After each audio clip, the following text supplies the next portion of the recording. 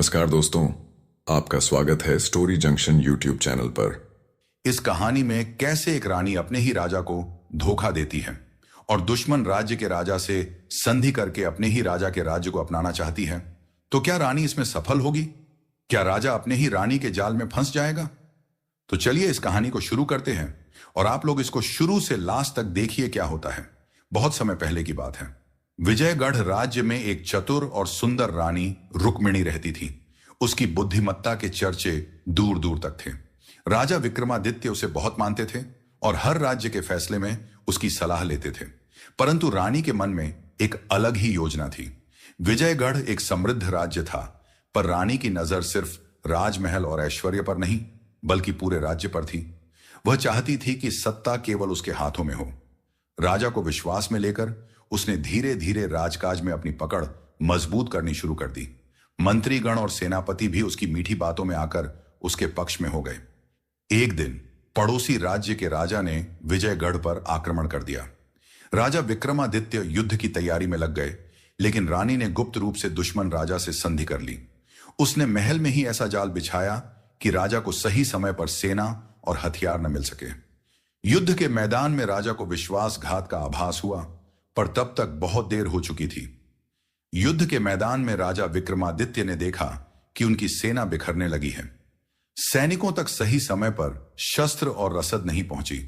कई सेनापति जो रानी के प्रभाव में आ चुके थे, उन्होंने राजा का साथ छोड़ दिया। फिर भी राजा ने हिम्मत नहीं हारी और अपनी बची हुई सेना के साथ पूरी ताकत से लड़ते रहे। महल में रानी रुक्मिणी इस पूरी स्थिति पर नजर रखे हुए थी। उसे पूरा यकीन था कि राजा पराजित हो जाएगा और फिर वह स्वयं सत्ता संभाल लेगी। लेकिन अचानक एक नया मोड़ आ गया। राज्य के एक वफादार मंत्री को रानी की गुप्त योजनाओं का पता चल गया। उसने तुरंत कुछ गुप्तचरों को युद्ध भूमि की ओर भेजा ताकि राजा को यह खबर दी जा सके। जैसे ही राजा को इस विश्वासघात के बारे में पता चला, उसका क्रोध 7वें आसमान पर पहुंच गया। उसने अपनी पूरी शक्ति से लड़ाई जारी रखी और दुश्मन सेना को रोकने का हर संभव प्रयास किया। इसी बीच विजयगढ़ के कुछ वफादार सैनिकों को भी सच्चाई समझ में आ गई और वे राजा के पक्ष में वापस आ गए। महल में हलचल बढ़ने लगी। कुछ मंत्री भी रानी की नीयत पर शक करने लगे। वे आपस में सोचने लगे कि अगर रानी अपने ही राजा के साथ विश्वासघात कर सकती है, तो वह किसी के भी साथ छल कर सकती है। महल के भीतर ही रानी के खिलाफ एक साजिश पनपने लगी। महल के अंदर माहौल तेजी से बदलने लगा। रानी को आभास हो गया कि कुछ मंत्री और सैनिक अब उस पर विश्वास नहीं कर रहे हैं, लेकिन वह घबराई नहीं। उसने अपने प्रति वफादार सैनिकों को एकत्र किया और महल के महत्वपूर्ण हिस्सों पर अपनी पकड़ मजबूत कर ली। उधर युद्ध भूमि में राजा विक्रमादित्य घायल हो चुके थे, लेकिन उनका साहस अभी भी अटूट था। उन्हें अपने भरोसेमंद सैनिकों का साथ मिलने लगा। जैसे जैसे युद्ध आगे बढ़ा, दुश्मन राजा को भी समझ आने लगा कि यह लड़ाई इतनी आसान नहीं होगी। महल में रानी ने एक और चाल चली। उसने संदेश भिजवाया कि राजा युद्ध में मारे गए हैं, ताकि महल में पूरी तरह से उसका शासन स्थापित हो सके।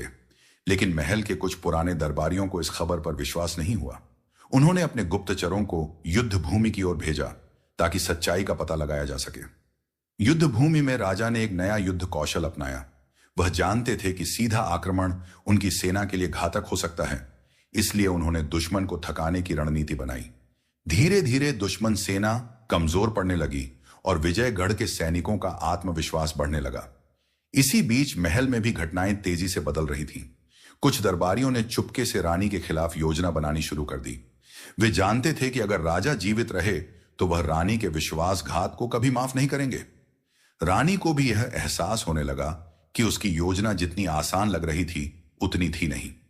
उसने अपने सबसे वफादार सिपाहियों को इकट्ठा किया और महल के सुरक्षा द्वारों को मजबूत करने का आदेश दिया। लेकिन क्या वह अपने ही बुने जाल में फंसने वाली थी? इधर राजा विक्रमादित्य के सैनिक युद्ध में नई ऊर्जा के साथ लड़ रहे थे। धीरे धीरे जीत की संभावना बढ़ने लगी। महल और युद्ध भूमि दोनों जगह साजिशें, युद्ध और निष्ठा की परीक्षा चल रही थी। महल के अंदर और युद्ध भूमि में घटनाएं तेजी से बदल रही थीं। रानी रुक्मिणी को समझ में आने लगा कि अगर उसने जल्द कोई ठोस कदम नहीं उठाया तो उसकी सारी योजना विफल हो सकती है। उसने अपने सबसे भरोसेमंद सैनिकों को बुलाया और एक गुप्त संदेश भिजवाया। यह संदेश सीधे दुश्मन राजा के पास पहुंचा। जिसमें रानी ने उसे महल के अंदर से समर्थन देने का आश्वासन दिया, बशर्ते कि उसे पूरी सत्ता सौंप दी जाए। दूसरी ओर विजयगढ़ की सेना ने धीरे धीरे अपनी पकड़ मजबूत करनी शुरू कर दी। घायल होते हुए भी राजा विक्रमादित्य ने अपनी रणनीति में बदलाव किया। उन्होंने अपने कुछ विश्वास पात्र सैनिकों को गुप्त रूप से महल की ओर भेजा ताकि वहां चल रही गतिविधियों का पता लगाया जा सके। महल के भीतर रानी की पकड़ धीरे धीरे कमजोर पड़ रही थी। दरबारी और मंत्री अब स्पष्ट रूप से दो गुटों में बंट चुके थे। कुछ अब भी रानी के पक्ष में थे तो कुछ राजा की वफादारी में वापस लौटने लगे थे। इसी बीच एक अप्रत्याशित घटना घटी। रानी के सबसे करीबी सलाहकारों में से एक, जिसे वह सबसे ज्यादा भरोसेमंद समझती थी, अचानक गायब हो गया। यह खबर पूरे महल में फैल गई। कुछ लोगों का मानना था कि वह राजा के पास गया है, जबकि कुछ को लगा कि वह खुद को बचाने के लिए छिप गया है। महल के गलियारों में फुसफुसाहट बढ़ने लगी। हर कोई अपनी सुरक्षा को लेकर चिंतित था। रानी की आंखों में पहली बार घबराहट झलकने लगी, लेकिन उसने अपने चेहरे पर शिकन नहीं आने दी। वह जानती थी कि अब उसे अपनी सबसे बड़ी चाल चलनी होगी, वरना सब कुछ खत्म हो सकता है। युद्ध भूमि में राजा की सेना धीरे धीरे विजय की ओर बढ़ रही थी, लेकिन असली खेल अब भी महल के भीतर चल रहा था।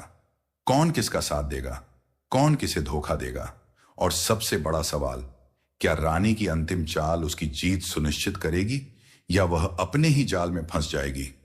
महल में हलचल तेज होती जा रही थी। रानी रुक्मिणी ने महसूस किया कि अब समय तेजी से निकल रहा है, और अगर उसने जल्द कोई ठोस कदम नहीं उठाया तो उसकी पूरी योजना विफल हो सकती है। उसने अपने गुप्तचरों को आदेश दिया कि वे महल में फैले असंतोष का पता लगाएं और तुरंत उसे रिपोर्ट दें। उधर राजा विक्रमादित्य के गुप्त सैनिक महल में प्रवेश कर चुके थे। वे भेष बदलकर अंदर घुसे थे और धीरे धीरे महल के महत्वपूर्ण दरबारियों से संपर्क कर रहे थे। कई मंत्री जो पहले रानी के पक्ष में थे, अब दुविधा में पड़ गए थे। वे समझ नहीं पा रहे थे कि इस परिस्थिति में क्या करना सही होगा। रानी ने महल के कुछ विशिष्ट दरबारियों को अपने गुप्त कक्ष में बुलाया। उसने उनसे स्पष्ट शब्दों में कहा, राजा अब अधिक समय तक जीवित नहीं रहेगा। हमें यह तय करना होगा कि विजयगढ़ का भविष्य किसके हाथों में होगा। जो मेरे साथ है उसे अभी अपनी निष्ठा साबित करनी होगी। लेकिन तभी महल के एक कोने से हलचल की आवाज आई। रानी के कुछ सैनिक दौड़ते हुए अंदर आए और बोले, महारानी, महल के कुछ द्वारों पर अजनबी पहरेदार देखे गए हैं। हमें शक है कि वे राजा के लोग हो सकते हैं। रानी की आंखें सिकुड़ गईं। उसने तुरंत अपने विश्वास पात्र सेनापति को बुलाकर महल के सभी द्वारों को सील करने का आदेश दिया। अब वह किसी भी कीमत पर यह सुनिश्चित करना चाहती थी कि स्थिति उसके नियंत्रण से बाहर न जाए। युद्ध भूमि में भी परिस्थितियां तेजी से बदल रही थीं। राजा विक्रमादित्य, जो अब तक घायल थे, अचानक पूरी ताकत के साथ दुश्मन सेना पर टूट पड़े। उनकी सेना ने भी यह देखा और पूरे जोश के साथ लड़ाई में कूद पड़ी। दुश्मन राजा को अब एहसास हो गया था कि यह युद्ध उतना आसान नहीं था जितना उसने सोचा था। महल और युद्ध भूमि दोनों जगह एक अजीब सी बेचैनी थी। हर कोई अपने अगले कदम को लेकर सतर्क था। कौन सा गुट किसका समर्थन करेगा, कौन अंत तक टिकेगा, और सबसे अहम सवाल, असली राजा कौन बनेगा। महल में तनाव बढ़ता जा रहा था।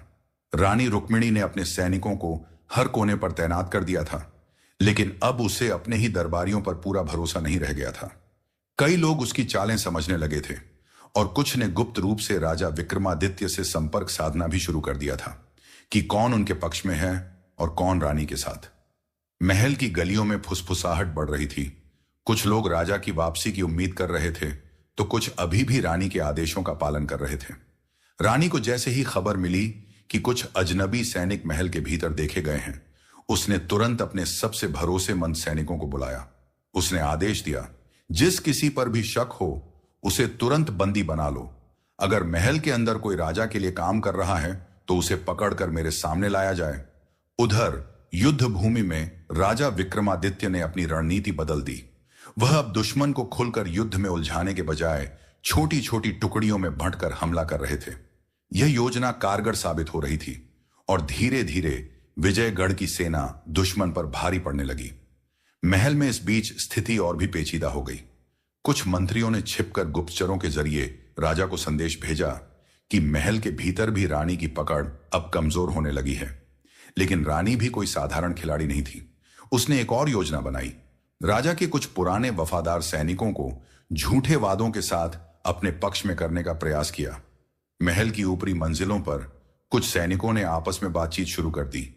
वे तय नहीं कर पा रहे थे कि किसका समर्थन करें।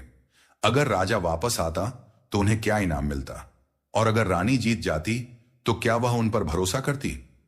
रात गहराने लगी थी, लेकिन महल और युद्ध भूमि दोनों जगह नींद किसी की आंखों में नहीं थी। हर कोई अपनी अगली चाल पर विचार कर रहा था। हवा में अनिश्चितता थी। कौन किसका साथ देगा, कौन किसका विश्वासघात करेगा, और सबसे बड़ा सवाल, महल के सिंहासन पर अंततः कौन बैठेगा। महल के गलियारों में सन्नाटा था, लेकिन अंदर ही अंदर कई साजिशें पक रही थीं। रानी रुक्मिणी अपने गुप्त कक्ष में बैठी थी। उसकी आंखें तेजी से मोमबत्ती की लौ की तरह चमक रही थीं। उसने अपने सबसे भरोसेमंद सेनापति को बुलाया और धीमे स्वर में कहा, हमें यह तय करना होगा कि अगली सुबह से पहले महल पूरी तरह मेरे नियंत्रण में हो। अगर राजा के गुप्त सैनिक महल में घुस चुके हैं तो हमें उन्हें पकड़ना ही होगा। सेनापति ने सिर हिलाया और तुरंत अपने सैनिकों को हर कोने पर तैनात कर दिया। रानी अब कोई चूक नहीं चाहती थी। उधर तहखाने से गुप्त मार्गों के सहारे राजा के वफादार सैनिक धीरे धीरे महल के अंदरूनी हिस्सों में पहुंच रहे थे। उनका उद्देश्य साफ था, रानी के नियंत्रण को खत्म करना और राजा के लिए रास्ता तैयार करना। लेकिन वे यह नहीं जानते थे कि महल के कुछ दरबारी अब भी रानी के पक्ष में थे और उनकी हर हरकत पर नजर रख रहे थे। इसी बीच युद्ध भूमि में राजा विक्रमादित्य ने अपनी अंतिम योजना पर अमल शुरू कर दिया। दुश्मन सेना अब बिखरने लगी थी। राजा ने देखा कि उनके कुछ पुराने मित्र और सहयोगी जो पहले असमंजस में थे, अब वापस उनके साथ आ गए थे। इसने उनकी सेना को एक नया जोश दिया। महल में हलचल बढ़ती जा रही थी। कुछ दरबारी अब खुलकर रानी के खिलाफ बातें करने लगे थे, लेकिन अभी भी भय का माहौल था। कोई नहीं जानता था कि अगली सुबह तक कौन जीवित रहेगा और कौन नहीं। रानी ने अपनी अंतिम चाल चलने का फैसला किया। उसने एक विशेष संदेश भेजा जिसे केवल चुनिंदा लोग ही जानते थे। यह संदेश महल के अंदर किस तक पहुंचेगा और इसका क्या प्रभाव होगा, यह अभी भी एक रहस्य था। महल और युद्ध भूमि दोनों जगह तनाव अपने चरम पर था। कुछ लोग छिपकर राजा की प्रतीक्षा कर रहे थे, कुछ रानी की सत्ता बनाए रखने के लिए लड़ रहे थे, और कुछ केवल अपनी जान बचाने के बारे में सोच रहे थे। रात और गहरी होती जा रही थी, लेकिन फैसले की घड़ी अब बहुत दूर नहीं थी। महल के अंदर तनाव बढ़ता जा रहा था। रानी रुक्मिणी अपने गुप्त कक्ष में बेचैनी से टहल रही थी। उसकी योजनाएं अब तक सफल रही थीं, लेकिन अब महल में कई ऐसे चेहरे थे जिन पर वह पूरी तरह भरोसा नहीं कर सकती थी। उसने अपने निजी अंगरक्षकों को इशारा किया और कहा, जो भी संदेहास्पद लगे उसे तुरंत कैद कर लो। उधर तहखाने से गुप्त मार्गों के जरिए राजा विक्रमादित्य के वफादार सैनिक महल के भीतरी हिस्सों तक पहुंच चुके थे। वे छिपकर दरबारियों से संपर्क करने लगे।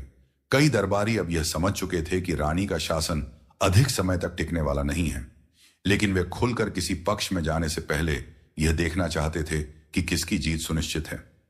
महल के गलियारों में फुसफुसाहट तेज होने लगी। कुछ मंत्रियों ने गुप्त रूप से राजा तक संदेश भिजवाया कि वे सही समय पर उसका समर्थन करेंगे। लेकिन रानी भी कोई साधारण खिलाड़ी नहीं थी। उसने अपने विश्वास पात्रों को अलग अलग टुकड़ियों में बांटकर हर गतिविधि पर नजर रखने का आदेश दिया। इसी बीच युद्ध भूमि में राजा विक्रमादित्य की सेना ने दुश्मन पर जबरदस्त हमला बोल दिया। दुश्मन राजा अब घबराने लगा था। उसे यह लगने लगा कि अगर जल्द कुछ नहीं किया गया तो उसकी हार निश्चित है। लेकिन उसने अभी हार नहीं मानी थी। महल में अचानक हलचल मच गई। किसी ने सूचना दी कि कुछ अज्ञात लोग गुप्त मार्गों से महल में प्रवेश कर चुके हैं। रानी ने तुरंत अपने सेनापति को आदेश दिया, महल के सभी द्वार बंद कर दो। हमें इन घुसपैठियों को जिंदा पकड़ना होगा। महल के अंदर अब दो गुट बन चुके थे, एक रानी के साथ, दूसरा राजा के पक्ष में। हर कोई सतर्क था। गलियारों में दबे पांव सिपाही घूम रहे थे। खुफिया संदेशों का आदान प्रदान हो रहा था और सत्ता की यह लड़ाई अब निर्णायक मोड़ पर थी। रात गहरी होती जा रही थी। हर किसी की सांसें रुकी हुई थी। क्या राजा अपने महल में वापस लौट सकेगा या रानी की अंतिम चाल सब कुछ बदल देगी? महल में हर कोई अपनी जगह स्थिर था, लेकिन भीतर ही भीतर कोई ना कोई अपनी अगली चाल चलने की तैयारी कर रहा था। महल के भीतर साजिशें गहराती जा रही थीं।